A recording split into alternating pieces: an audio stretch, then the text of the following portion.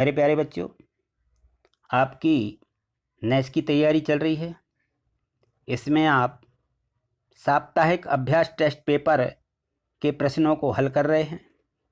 इसी बीच हमारे mark test भी हो रहे हैं, जिनमें से हमने मार्क टेस्ट 1 और मार्क टेस्ट 2 दे दिया है। अब हमारा मार्क टेस्ट 18 से 23 अक्टूबर के बीच होना है, जिसकी तैयारी के लिए हम इसमें पूछी गई गणित के प्रश्नों के हल लेकर के आया हूं। उसे आप देखिए और समझिए। ये देखिए, यहाँ से प्रश्न क्रमांक 31 से ये जो प्रश्न दिया है, ये गणित के प्रश्न यहाँ से दिए गए हैं। इसमें ये देखो, किसी दुकान की ये रेट लिस्ट लगी हुई है। इसमें रेट लिस्ट में सामान लिखा हुआ है कि पहले में देखिए क्रमांक 1 में पोहा दिया है 8 रुपया प्रति प्लेट, फिर जलेबी दी गई है 10 रुपया प्रति प्लेट, समोसा दिया है 6 रुपया प्रति नग यानी 6 रुपया का एक, और कचौड़ी दी गई है 7 रुपया की एक। ये वहाँ पे लिस्ट लगी हुई है। अब दो बच्चियाँ, दो सहेलियाँ, ये उस दुकान पर जाती हैं। सोना और उसकी सहेली दुकान पर जाकर के क्या करती हैं, एक एक प्लेट पोहा लेती हैं और दो दो समोसा खरीदती हैं। उन्हें दुकानदार को कितने रुपया देना पड़ेंगे? तो अब देखिए, इन दोनों ने क्या क्या लिया है, क्या क्या खरीदा है, यह हमें देखना है। अब देखिए, इन्होंने एक एक प्लेट पोहा खरीदा। अब एक एक प्लेट खरीदा यानी कितना प्लेट हो गया? 2 प्लेट। जब ये 2 प्लेट इन्होंने पोहा खरीदा तो कितने का हुआ? एक प्लेट कितने का आ रहा है? 8 रुपये का। तो हम यहाँ लिखेंगे, ये देखो, एक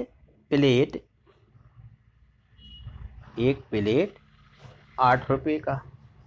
तो 2 प्लेट कितने का हो जाएगा? 8 गुणित 2 यानी कितना रुपये का? ये 16 रुपये की हो गई। इसके बाद दोनों ने क्या किया? 2-2 समोसा खरीदे। अब 2-2 समोसा यानी कितने हो जाएंगे? ये 4 समोसा। समोसा कितने का आ रहा है? एक 6 रुपये का। तो 4 का निकाल लेंगे, हम लिख देंगे यहाँ 6 रुपये का एक समोसा। ठीक है ना? तो 4 समोसे कितने के हो जाएंगे? 4 गुणित 6, 4 गुणित 6 यानी कितने के? 24 रुपये के।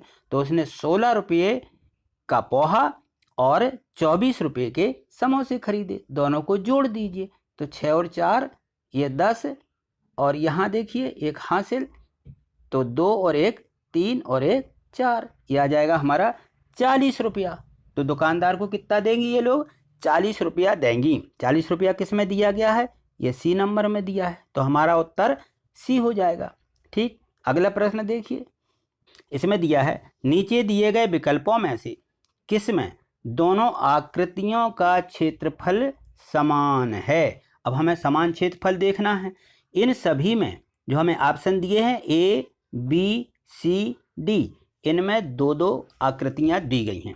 तो अब यहाँ देखें, हम पहली आकृति A में कितने क्षेत्रफल है? तो जितने हमारे यहाँ पे वर्ग बने हुए हैं उतने उनका क्षेत्रफल है। इसमें कितने वर्ग बने? 3, तो इसका 3 हो जाएगा क्षेत्रफल। दूसरे वाले में कितने बने? ये 3, तो इसमें 3-3 बने। इनका क्षेत्रफल समान है। बी का भी चेक कर लो, बी में कितने बने हैं? इसमें 4 हैं, इसमें 5 हैं, तो इसमें 4 और 5 है, ये समान नहीं है। इसमें देखो, सी में इसमें 5 हैं और इसमें 6 हैं, 5 और 6, और डी में इसमें 3, इसमें 2, तो ये भी समान नहीं है। समान किसका है हमारा क्षेत्रफल? ए का। ए का क्षेत्रफल समान है, इसलिए हमारा उत्तर ए हो जाएगा। अगला प्रश्न ये दिया गया है, प्रश्न क्रमांक 33। चित्रालेख को देखकर उत्तर दीजिए। कक्षा ये यहाँ पे दी गई हैं, यहाँ विद्यार्थियों की संख्या दी गई है।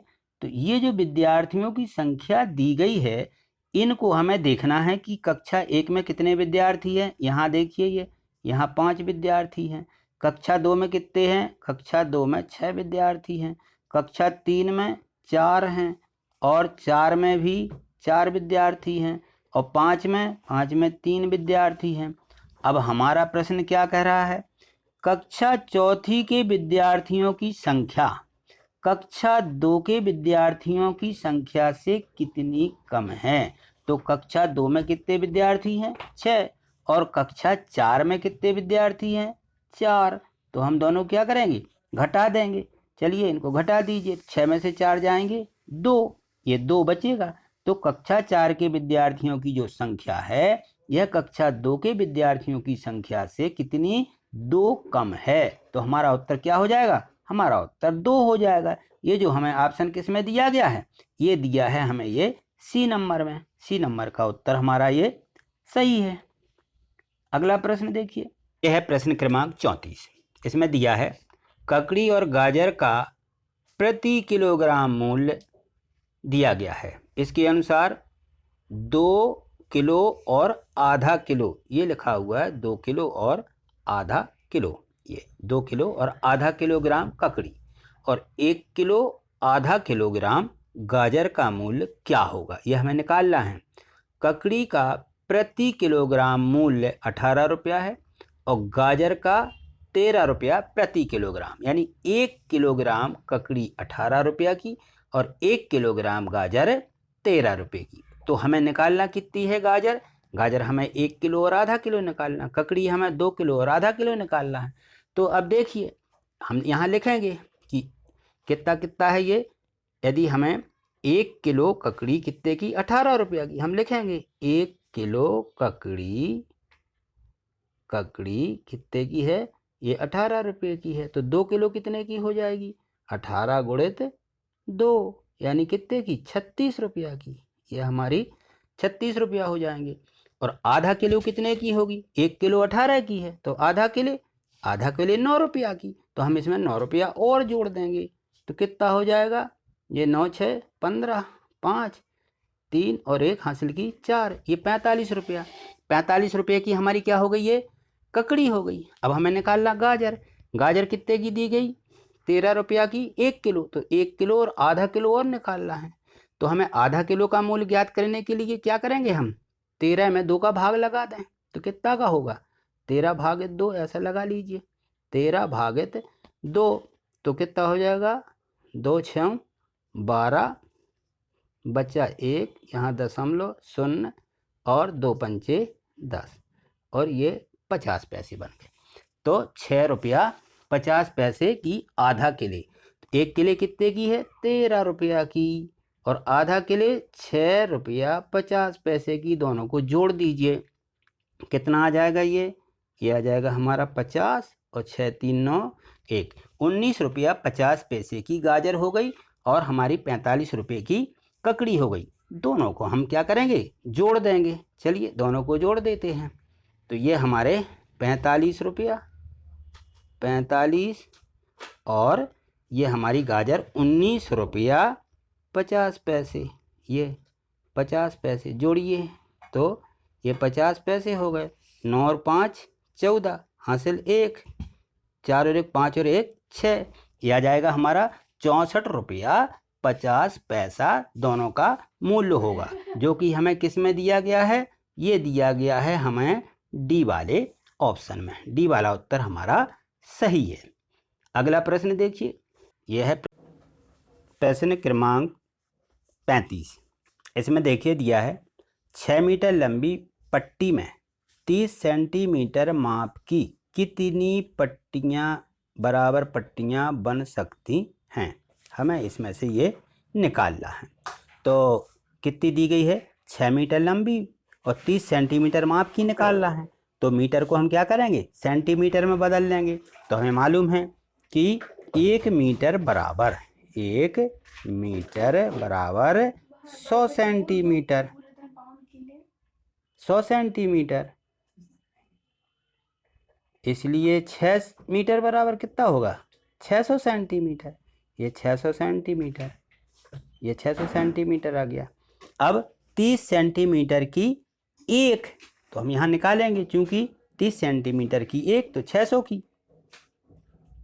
30 सेंटीमीटर माप की कितनी पट्टियाँ, 1 पट्टियाँ, तो 1 सेंटीमीटर की हम निकाल लेते एकक नियम से 1/30, इसलिए 600 मीटर की 1/30 गुणित 600, 1/30 गुणित 600, और इनको हम भाग लगा देंगे, काट देंगे, 0 से 0 कट जाएगा, 3 एकम 3, 3 दूनी 6, 0 का 0, तो कितना आ जाएगा, 20 उत्तर हमारा आ जाएगा कि इसमें 20 पट्टियां बनेंगी, जो कि ए में दिया गया है। ए वाला उत्तर सही है।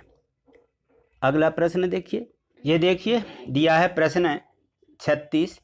एक बाल्टी को भरने के लिए 5 जग, कितने, 5 जग पानी की जरूरत होती है एक बाल्टी को, और एक टंकी 25 बाल्टी से भर जाती है।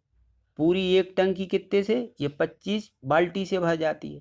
तो उस टंकी को भरने के लिए कितने जग पानी की जरूरत होगी। अब हमें क्या निकालना है, 25 बाल्टी यानी एक टंकी, तो हमें 25 बाल्टी पानी कितने जग में भरेगी ये निकालना है। तो हम क्या लिखेंगे यहाँ पे, यहाँ लिखेंगे चूंकि एक बाल्टी पानी, एक बाल्टी कितने में भर रही है हमारी, 5 जग में, तो 25 बाल्टी कितने में भरेगी, इसलिए हम निकालेंगे 25 बाल्टी कितने जग में भरेगी, 25 गुणित 5, एक का दिया है, 25 का निकालना है तो गुणा कर देंगे, 5 25 और 5 दूनी 10 और 2 12, तो 125 जग पानी आ जाएगा उस टंकी में।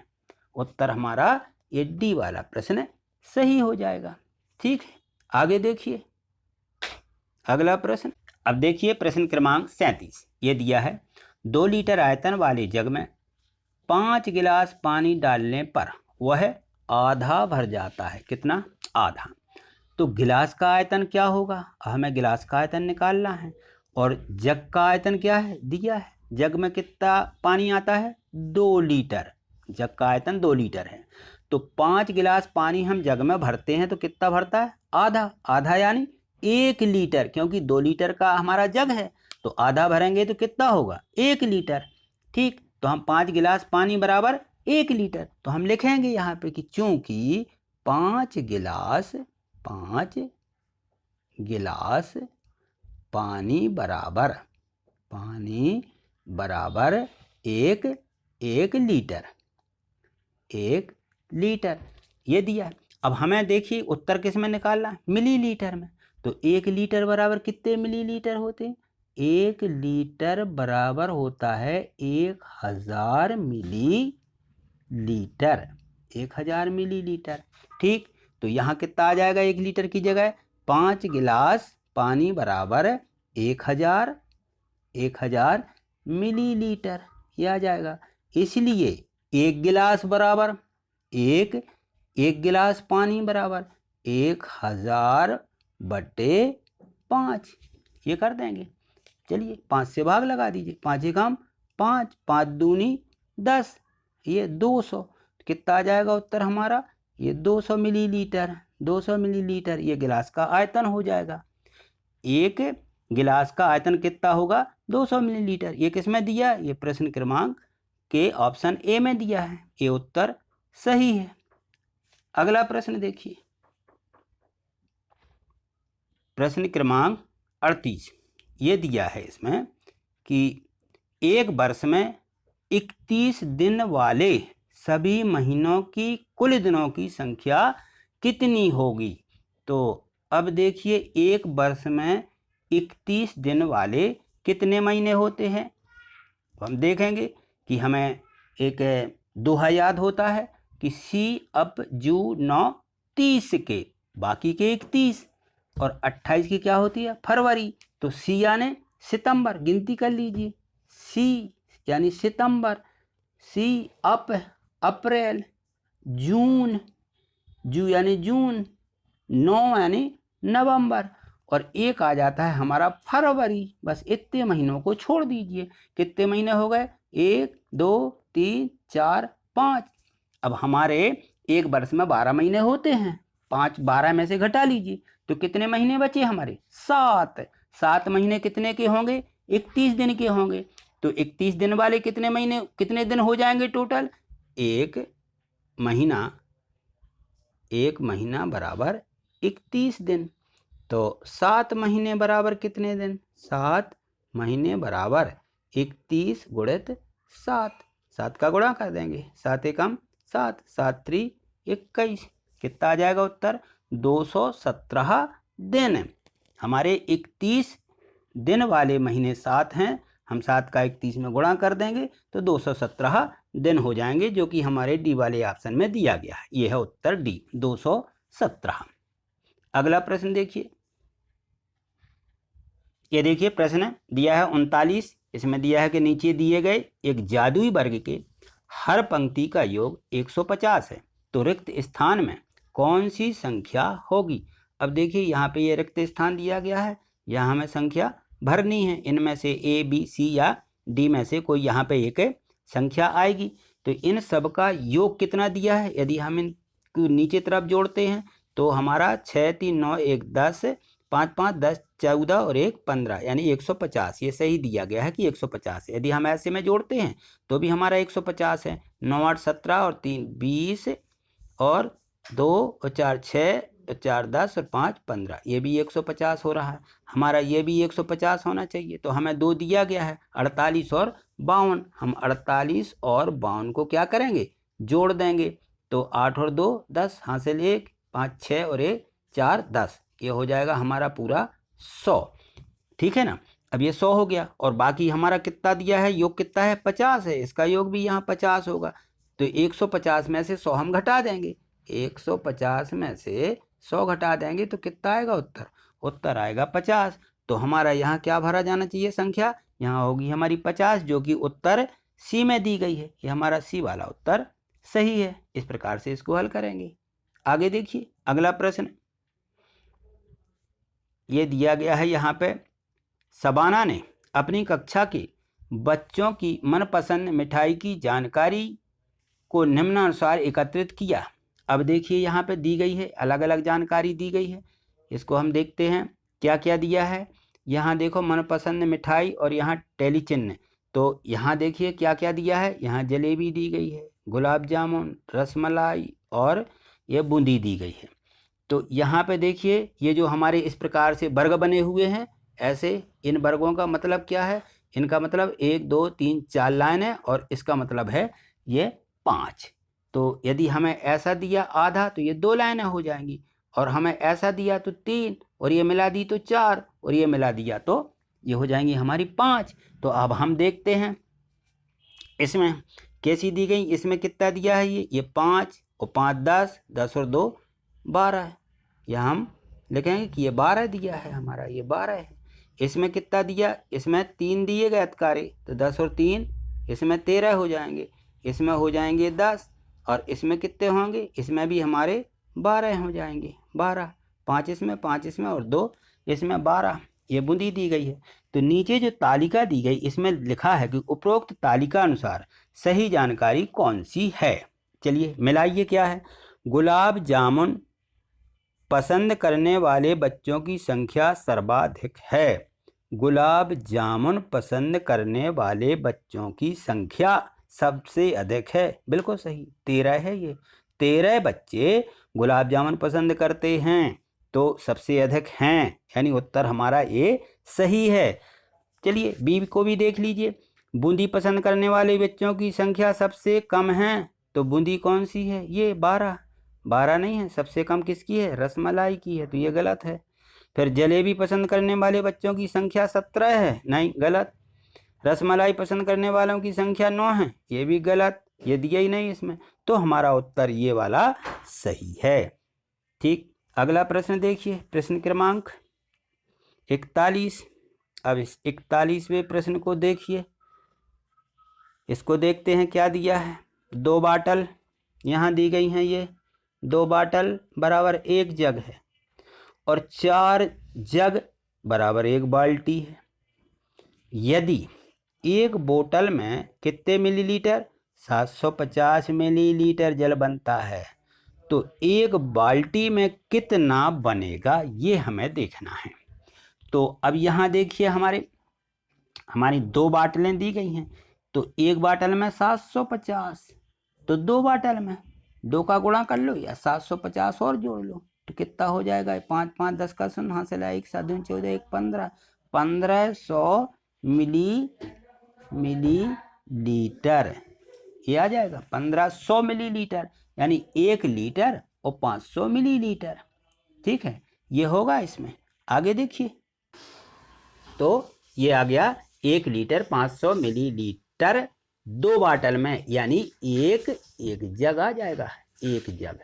तो हमारी 4 जग में 1 बाल्टी होती है, तो हमने यहाँ देखा कि एक जग में 1 लीटर 500 मिलीलीटर, तो 4 जग में, अब हम 4 का निकाल लेंगे, गुणा कर देंगे सीधा, 1 लीटर और 500 मिलीलीटर गुणित 4 हो जाएगा हमारा। 4 का गुणा कर दीजिए, 4 शून्यम शून्य, 4 शून्यम शून्य, 4 पंचे 20, 4 और 2 6, कितना आ जाएगा यहाँ हमारा 6 मिलीलीटर, यानी 6 लीटर पूरा।